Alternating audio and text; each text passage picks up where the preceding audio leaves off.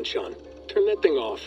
Oh, hold on. I like what you said there. I want to get this for posterity. Say it again, nice and loud. Seriously? Sure, come on. If nothing else, it'll give me leverage with your old man. Ah, that's your angle. Nice. What I said was, I wish I hadn't been born into the Assassins. I wish I had chosen this life. Is that good enough? Sure, but why is that? Because choice is the central idea of our creed. It underpins everything, right? It's about free will. It's about seeing the evidence before you and saying, yes, this is what I want. Or, no, this isn't for me. But when you're born into a group like this, or any other, like I was, you get mixed signals. You get told over and over again, this is what we believe. These are the rules. This is reality.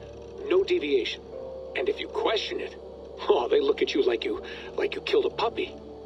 That's hardly free will. It's a weird irony when free will is your central belief, but nobody wants you to believe otherwise.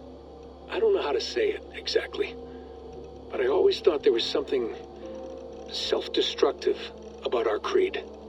If free will is the most important moral guidepost we have, we should be free to ignore it. To choose submission, for example. You know what I mean?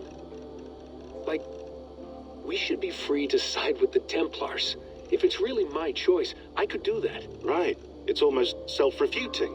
A democracy could democratically elect a dictator or choose to get rid of democracy altogether. Within our creed is the seed of its own destruction. That's what makes it powerful, I think. And fragile. Right. The more freedom you have, the more risky it is, you know? Anyway, my dad has mellowed over the years, but he was strict when we lived on the farm. He ran a tight ship. I never got the impression that I was free to choose my path forward. Our creed, our tenets, they were drilled into my head. By the time I was a teenager, I was following these rules out of a sense of duty. This was just what we did. That happens to a lot of organizations over time. The stagnation sets in, you know? A fundamentalism. Yeah. Following the rules becomes more important than achieving whatever goal you set out for yourself.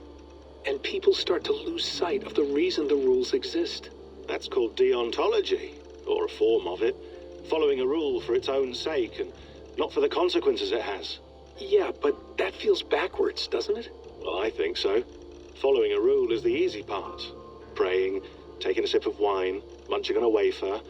Rituals that give comfort. But that's just going through the motions. It makes people feel like they're doing something. When the hard work is, well, actually getting off your ass and doing something productive. I think people just want boundaries. Tight boundaries. They want to see the four walls that pen them in. I don't disagree. Anything outside that, anything that makes life more complex, that's scary. That's why I envy you. You chose this life. You went through that process and you decided, yes, I believe in this. Sure. It didn't stop me from being an insufferable know-it-all as a teenager, but I see your point. I would have loved to have been a know-it-all. I knew nothing. Not until you guys found me. Yeah. It wasn't until I met you, and Bex and Lucy, that I knew. I knew I wanted to be an assassin. Oh, thanks, Des. Come here. Bring it in, bud. I don't normally like touching, but